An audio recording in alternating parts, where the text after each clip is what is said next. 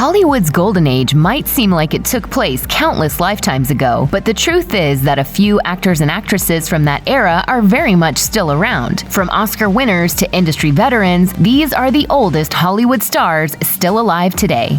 He's best known for voicing two very famous movie fathers, but 90-year-old actor James Earl Jones has done a whole lot more over the course of his decades-long career. Still, he first hit the big time after providing Darth Vader's terrifying tones in 1977's Star Wars, later returning for multiple installments in the franchise that followed, with the most recent being 2019's The Rise of Skywalker. I have been every voice you have ever heard inside your head.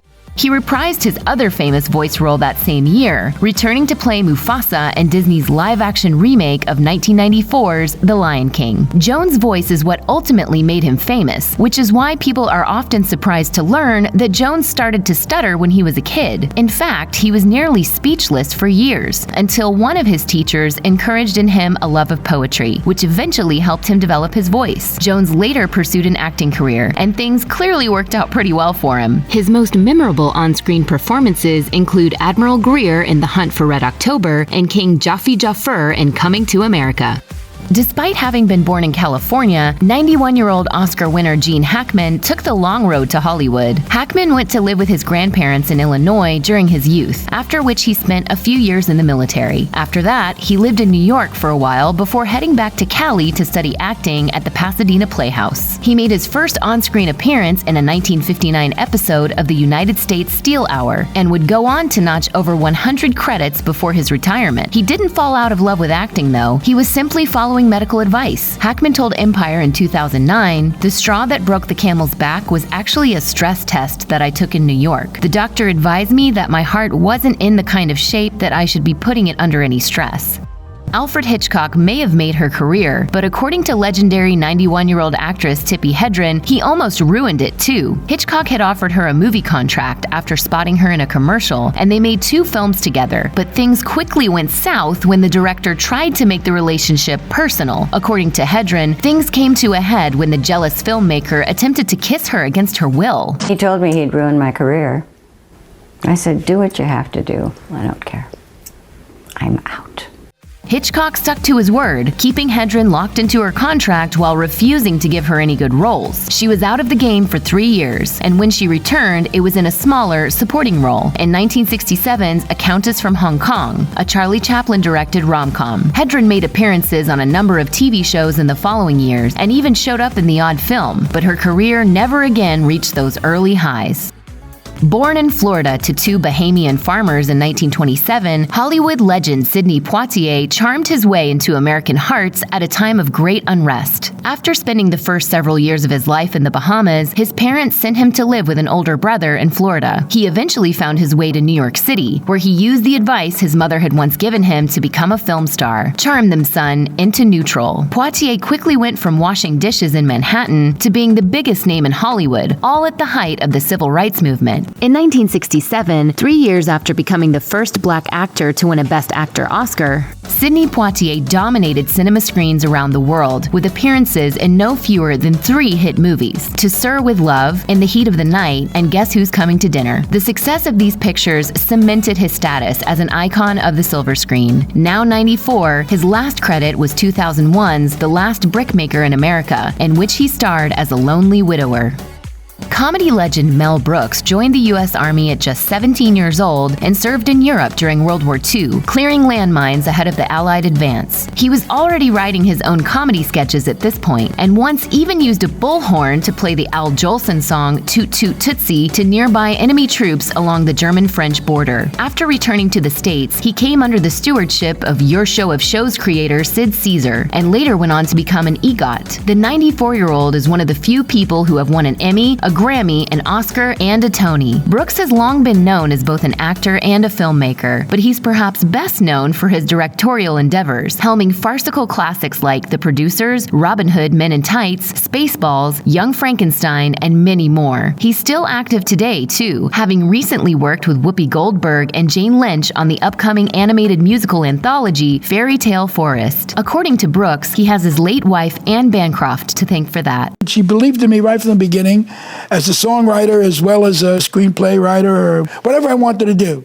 During his youth, Dick Van Dyke would spend his Saturdays in the movie theater, most often enjoying the works of comedy greats such as Laurel and Hardy. He subsequently dabbled in theater before joining the U.S. Army Air Corps, where the future movie star stayed busy singing and dancing in variety shows for the other soldiers. Jobs in local radio and TV followed his time in the military, but it was a stage show that eventually put him on the map, the multi-Tony Award-winning Bye Bye Birdie. He reprised the role of unsuccessful songwriter Albert Peterson when the show was adapted for the screen 3 years later. Van Dyke cemented his stardom playing variety show writer Rob Petrie on beloved 60s sitcom The Dick Van Dyke Show, based on writer Carl Reiner's real-life experiences. He went on to star in musical fantasy classics Mary Poppins and Chitty Chitty Bang Bang, and even returned to play the surprisingly nimble Mr. Dawes Jr. in the 2018 sequel Mary Poppins Returns. Other notable recent credits include the Night at the Museum series, in which he went against type as the villainous security guard Cecil. He turned 95 in December of 2020.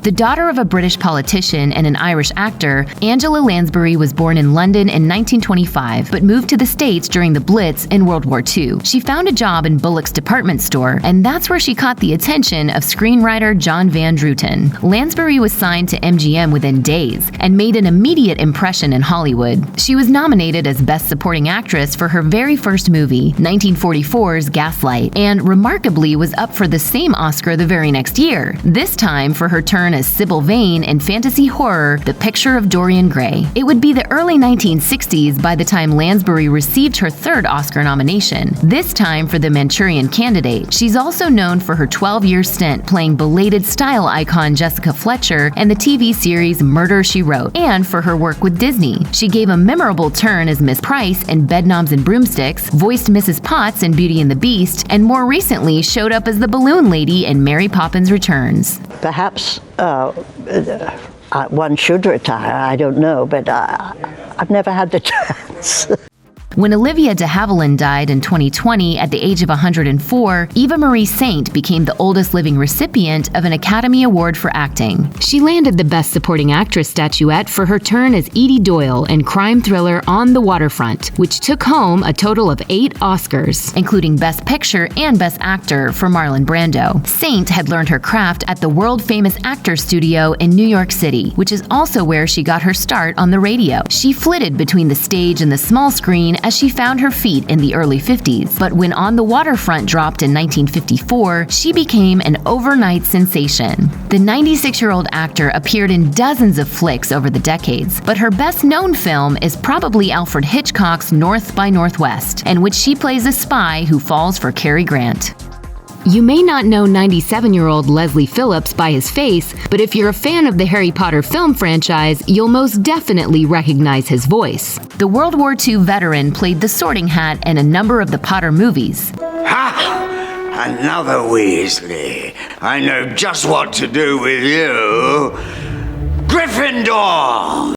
Now in his 90s, Phillips' career began not out of a love for acting, but a need to put food on the table. He later told The Chap, "I started as an actor at such an early age, 11 or 12. It was purely a means to earn some extra money for the family, as my dad had died." His mother recognized his natural talent and was able to arrange a meeting with someone from the prestigious Italia Conti Academy of Theater Arts. Over the years, Phillips' distinctive Cockney twang slowly vanished, and he quickly became known for playing the quintessential well-spoken British type, showing a so-called stiff upper lip in dozens of TV shows during his career.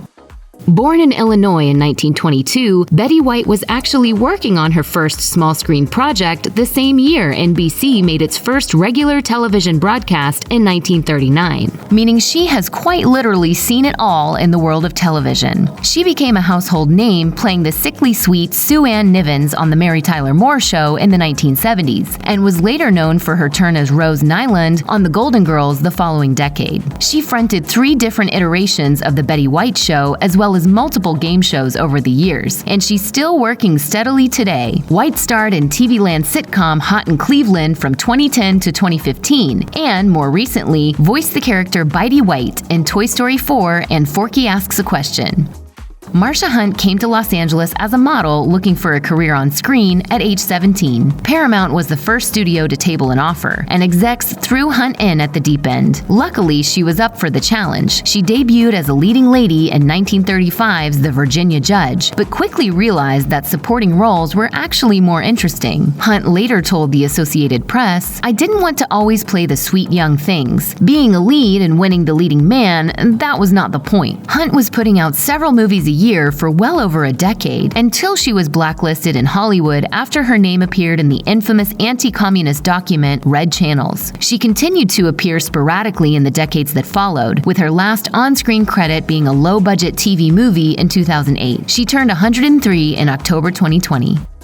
A true veteran of the industry who has enjoyed a nearly 100-year career, Norman Lloyd turned 106 in November 2020. Born a few months after the breakout of the First World War in 1914, Lloyd was a paid singer and dancer by the time he was 9 years old. About a decade after that, he hit Broadway for the first time and would go on to feature in one of the most talked-about productions of the day, playing Cinna the Poet and Orson Welles' Julius Caesar. Lloyd made his big screen debut a few years later in the 1942 Hitchcock film Saboteur. Hitchcock was on hand to help again when Lloyd fell out of fashion during the McCarthy era, offering Lloyd a producing job on his show Alfred Hitchcock Presents. Then, Lloyd was booked to appear on 4 episodes of the 80s medical show St. Elsewhere, but ended up becoming a regular for the remainder of the 6-season series. He has continued to perform in both TV and film roles since then, with his most recent film credit being in Judd Apatow's 2015 movie Trainwreck.